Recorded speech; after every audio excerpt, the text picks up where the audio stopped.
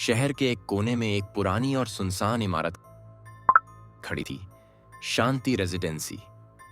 एक समय यह बिल्डिंग लोगों से भरी रहती थी। बच्चों की हंसी ठिठोली और बुजुर्गों की बातें यहां गूंजा करती थीं। लेकिन अब वहां सन्नाटा था, एक ऐसा सन्नाटा जो आपकी रूह तक को कंपा दे। इस बिल्डिंग में अब सिर्फ एक ही शख्स रहता था, रामू चौकीदार। रामू करीब 60 साल का एक सीधा साधा इंसान था।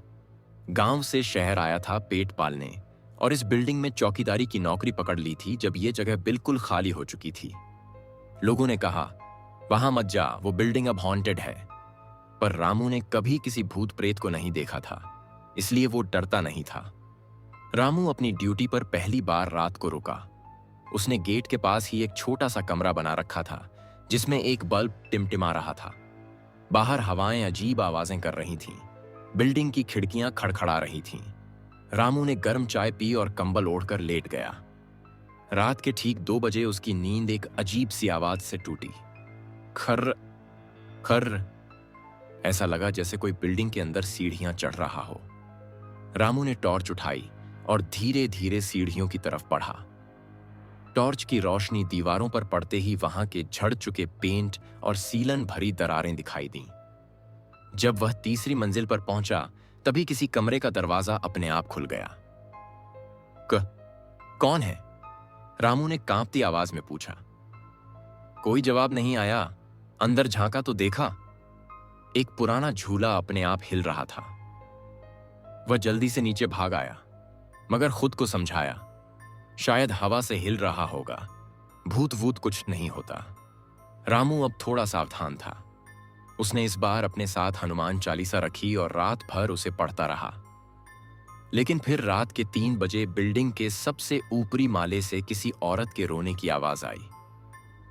हाँ, मेरा बच्चा, मेरा बच्चा। रामू का खून जम गया। उसने हिम्मत करके ऊपर जाने की कोशिश की, मगर पैर आगे ही नहीं बढ़े, जैसे किसी ने उसे पकड़ लिया हो।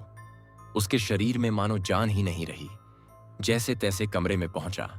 आवाज बंद हो चुकी थी, पर कमरे की दीवारों पर कोयले से लिखा हुआ था, वो लौट आएंगे, सब लौट आएंगे। तीसरी सुबह रामू पास के एक चाय वाले से बात करने गया। भाई, इस बिल्डिंग में पहले क्या हुआ था?